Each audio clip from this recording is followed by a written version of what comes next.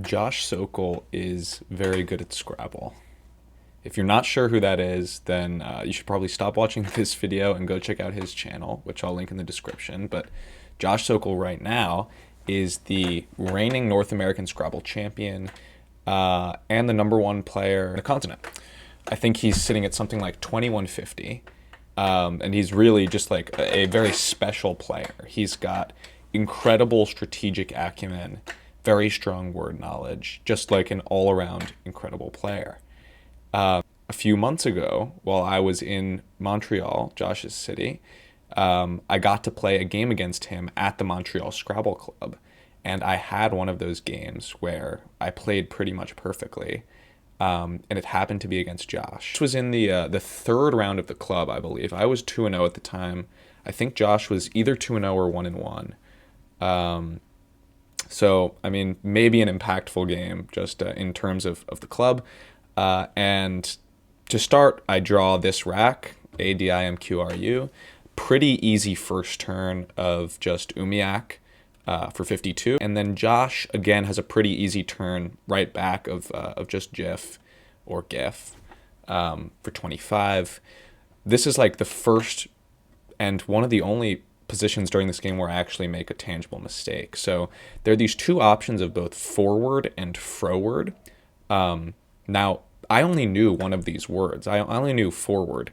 So I played forward, which happens to be the top equity move, tied with fro. So all in all, it's a very, very minuscule mistake. But I think it's still probably a slight mistake. Okay, so I play forward here. And then Josh, very uncharacteristically, misses a bingo. So I'll give you guys a couple seconds to see if you can find it. It's base path at M8 through this A, which is a really, really difficult bingo to spot. But I think he makes the best play in the position that's not the bingo, which is bathed, scoring 39, almost 40, and keeping the S. And also not giving me a very easy spot. So that's fine. Josh will take that.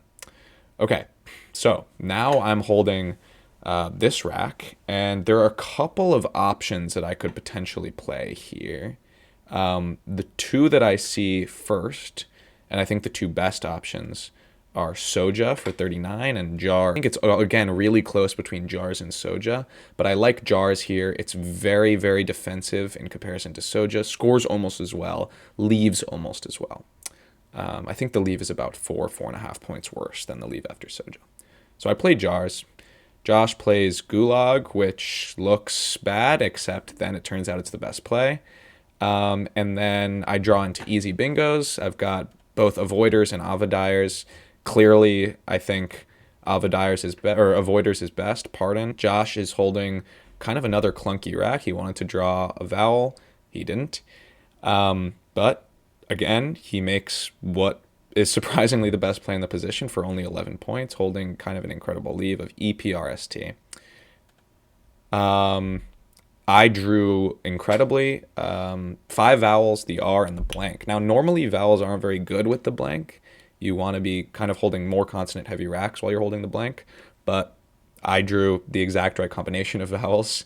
And I've got 2 playable bingos. I've got Air Radio for 74 and Aerobia for 66. Clearly, Air Radio is better. That's what I play. That's what I see.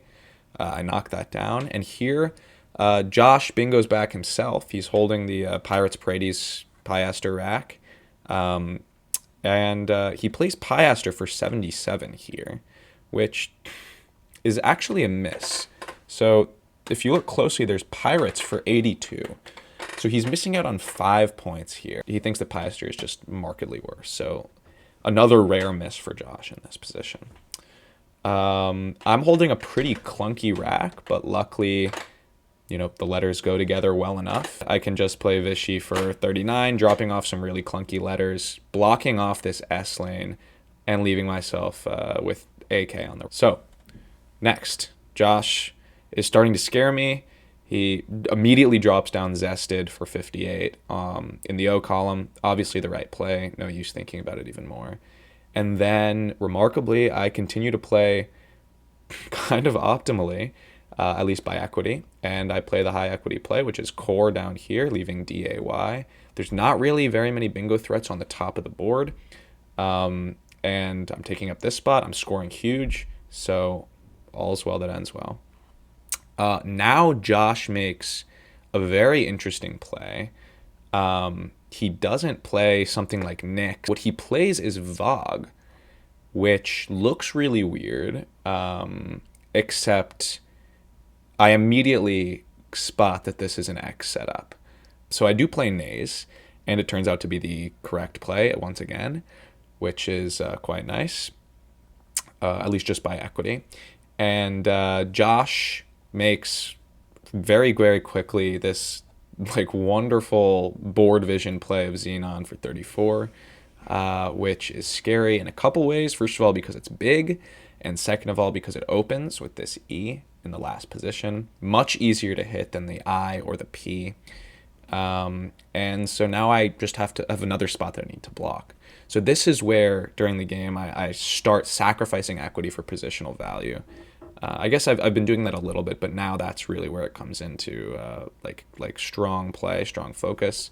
So after my play of Nays, I've drawn two ends to my leave of of DILN, and a W. So on the face of it, I'm looking at something like Wind for 17, dropping two of those ends, leaving myself with a rack of LN. This is kind of impossible to play. There's ES bingos here. There's ED bingos here. Can't play that. I can't play really anything that plays many tiles in this position. So really the play that I have to make, I think, and this is the best play, I believe, in the position, is When, which kind of shuts down this quadrant of the board unless Josh does something pretty special to open it up. Drops an N. I'm losing about 10 equity points in relation to the top equity score of Wind, but I think it's still worth it in order to block his bingos, because the only way I'm losing this game now is if Josh bingos once and probably if he bingos twice. Josh plays, again, another completely and totally bonkers looking play of Oil for just 9 points, which upon further examination turns out to be the best equity play in the position. And this is a pretty clear setup, right? He's opening a lane. It's a lane that I need to block. And I have a bunch of options for blocking this lane. Many of them have issues, though. So the one that I do end up taking is Lin, which is probably bad. So it's 12 points, which I can't do much better than that. Pretty much anything that extends up is pretty terrible. Anything that doesn't block, like tall, is terrible. So I'm down to essentially considering stuff like Lin versus stuff like Till. And the reason that I end up deciding on Lin as opposed to Till is because of counterplay. So the way that I saw this during the game was that after Lin, there's very, very little counterplay that Josh can have. If he's going to open this spot, he's going to open it with a 2 or 3 letter play that extends it into the triple lane. That's going to be very easy to hit or to block for me. Now, if I play something like Till, Josh has more options. It's really very, very close. I do think nil is probably a mistake, but I don't think it's as bad as it seems by equity. But let me know your perspective on this play in the comments. I think this is probably my most questionable play of the game. Josh comes back with Sum on 14K, which is the best play in the position. And then I've got a few options here. So really we're looking at Flame versus FE. And I think at the end of the day, they're all incredibly, incredibly close. I do think Flame is probably very slightly better than FE in the long run. But my play is very, very close to optimal regardless. So here, Josh makes what I view as another mistake. He plays UT in the L column. And I think there's a couple problems with that. His play, first of all, isn't the top equity play in the position. He's leaving himself INOU blank, which is worse than INOUT blank. In fact, significantly worse than that, because if he just plays off the U and plays UP for 5, that's actually worth more equity than just playing UT and scoring 10 points. The other consideration is that after UT, the bag's empty. That means that my pre-endgame is incredibly easy because I actually get to skip it, just go straight to the endgame, see the exact 7 tiles that are sitting on Josh's rack. So I think this is a mistake. He needs to score, yes, but I mean, that 5-point difference is almost definitely not worth it. He's going to bingo a lot more of the time after he draws 1 instead of 2, and he makes my job much easier for me. It's possible that the reason he went for this is because he saw the D in the bag, where we've got this kind of only bingo lane left on the board is hooking UH with the D. So it's possible he's looking for 2 shots at the D instead of 1 shot at the D, but I really don't think that's worth giving me first move in an endgame with 0 in the bag. So he plays UT. And then, again, I believe I make the best play, even though it's not the best equity play. Now, you may wonder if I even need to block this spot, and the answer is yeah. He can play Noctuid, Noctuid, hooking this spot. So yeah, I do need to block this spot. I can't play for more elsewhere if I'm trying to maximize spread. So blend it is. I think that's the best play.